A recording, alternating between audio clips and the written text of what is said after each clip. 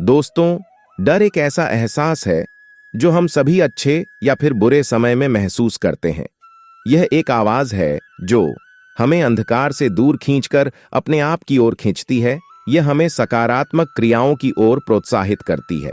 दोस्तों, लेकिन क्या हम अपने डर को एक शक्तिशाली साथी के रूप में बदल सकते हैं? क्या हम अपने डर को अपने फायदे के लिए उपयोग कर सकते हैं?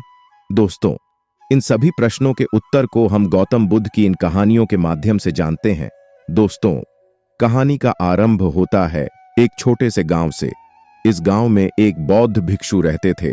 वह बौद्ध धर्म के अनुयायी थे और अपने जीवन को ध्यान, साधना और दया के माध्यम से जीते थे, जो गांव के लोगों को शिक्षा देने का कार्य करते थे। उनके शिक्षा देने का तरीका अनूठा था और वह अपने शिष्यों को जीवन की महत्वपूर्ण सीख सिखाते थे। एक दिन बौद्ध भिक्षु अपने शिष्यों के साथ वन में जाते हैं, जो गांव के पास में ही था। वह उन्हें प्राकृतिक जीवन के तत्वों के बारे में सिखाने के लिए वहां ले गए। उनका उद्देश्य अपने छात्रों को यह सिखाना था कि अपने डर को कैसे ताकत में बदला जा सकता है। वन में जाने के बाद बौद्ध भिक्षु अपने शिष्यों को बताते हैं कि आज हम एक महत्वपूर्ण सबक सीखेंगे कि हम अपने डर को ताकत में कैसे बदल सकते हैं। उन्होंने कहा, डर एक आवाज है जो हमारे मन को रोकती है और हमें वास्तविक प्रगति से वंचित करती है। तब एक शिष्य जिसका नाम राहुल था, वह पूछता है, गुरुदेव, हम अपने डर को कैसे ताकत में बदल सकते हैं? तब बौद्ध भिक्षु मुस्कुराते हैं और कहते हैं, बहुत अच्छा प्रश्न है। तब बौद्ध भिक्षु अपने शिष्यों को एक कहानी सुनते हैं। भिक्षु कहते हैं कि यह कहानी एक युवक की है जिसका नाम विमल था। वह बहुत ही डरपोक आदमी था। वह हर समय डर की वजह से परेशान रहता था। एक दिन विमल गांव के पास के जंगल में गया, जहां से लौटते वक्त अंधेरा हो गया था। उस जंगल में बड़े बड़े जंगली जानवरों भी रहते थे। अंधेरा होने से विमल बहुत डरा हुआ था और वह डर के मारे कांपते हुए वहां चल रहा था और उसकी आंखों से आंसू बह रहे थे। वह किसी तरह से डरते हुए अपने गांव पहुंचा। दूसरे दिन विमल का मित्र उससे मिलने आया। उसने विमल के डर को देखा और उसे बात की। उसने कहा, डर तुम्हें हर तरफ से रोकता है और तुम्हारे जीवन में प्रगति करने की राह में भी रुकावट डालता है। विमल सोचने लगता है कि क्या मैं वाकई अपने डर से मुक्त हो सकता हूं? फिर विमल अपने दोस्त से पूछता है कि क्या मैं अपने इस डर से मुक्ति पा सकता हूं क्या? विमल का मित्र कहता है कि हां, तुम अपने डर को ताकत में बदल सकते हो और अपने डर से मुक्ति भी पा सकते हो।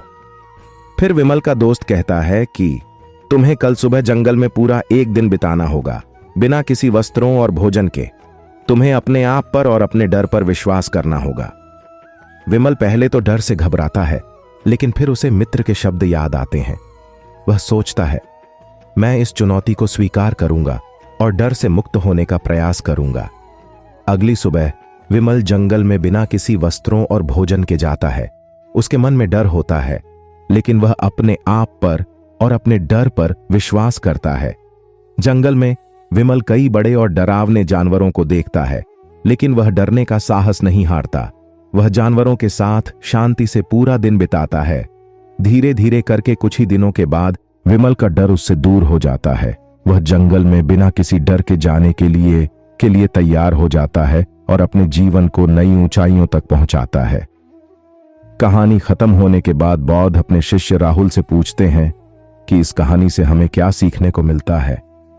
राहुल कुछ सोचता है और फिर कहता है, गुरुदेव, इस कहानी से हमें यह सीखने को मिलता है कि डर को साहस में बदलने के लिए हमें अपने आप पर और अपने शक्तियों पर विश्वास करना होता है।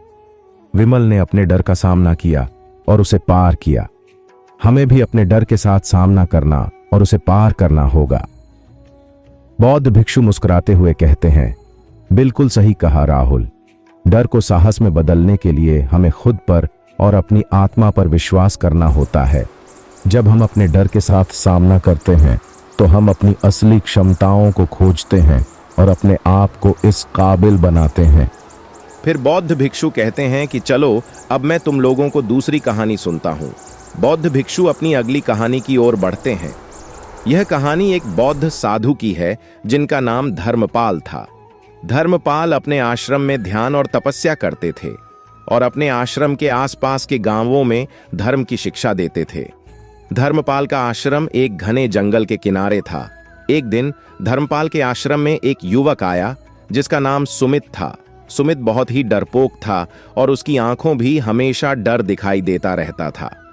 एक दिन सुमित बौद्ध भिक्षु धर्मपाल से मिलते हैं और कहते हैं, महात्मा, मुझे डर की बहुत बड़ी समस्या है। मैं डर के कारण कुछ भी नहीं कर पाता हूं और यह मेरे जीवन को बुरी तरह से प्रभावित कर रहा है। धर्मपाल सुमित की समस्या को ध्यान से सुनते हैं और कहते हैं कि सुमित, डर एक मानसिक स्थिति है और हम उसे अपने मन से कंट्रोल कर सकते हैं।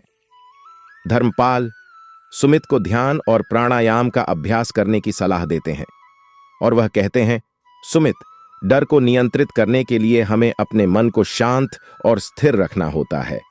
ध्यान और प्राणायाम हमारे मन को शांति और स्थिरता देते हैं और डर को कम करते हैं। सुमित धर्मपाल की सलाह सुनता है और ध्यान और प्राणायाम का अभ्यास करने लगता है। पहले वह डर के साथ बैठता है, लेकिन ध्यान की मदद से वह अपने मन को नियंत्रित करता है। समय के साथ सुमित के मन का स्वरूप बदलता है। वह ध्यान और प्राणायाम की अभ्यासना के माध्यम से अपने डर को कम करता है। एक दिन सुमित धर्मपाल के पास वापस जाता है और उन्हें धन्यवाद देता है। वह कहता है, गुरुदेव, आपके मार्गदर्शन के बिना मैं अपने डर से मुक्त नहीं हो सकता था। ध्यान और प्राणायाम की मदद से मैंने अपने मन को नियंत्रित किया और डर को नकारात्मक शक्ति में बदल दिया।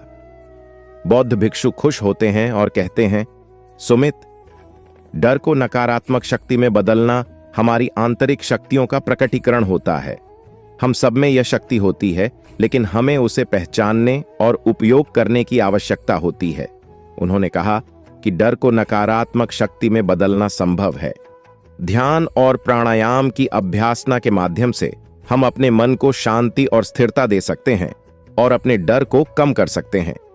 फिर कहानी समाप्त होते ही बौद्ध भिक्षु ने कहा कि राहुल, हमें इस कहानी से क्या सीखने को मिलता है? राहुल कहता है कि गुरुदेव, इस कहानी से हमें यह सीखने को मिलता है कि हम अपने मन को शांति और स्थिरता से नियंत्रित करके अपने डर को कम कर सकते हैं। ध्यान और प्राणायाम की अभ्यासना हमारे मन को शक्तिशाली बनाती है और हमें अपने डर को पार करने में मदद करती है। दोस्तों, इसी तरह और भी मोटिवेशनल वीडियो देखने के लिए आप हमारे चैनल को लाइक करें, शेयर करें और सब्सक्राइब करें। धन्यवाद।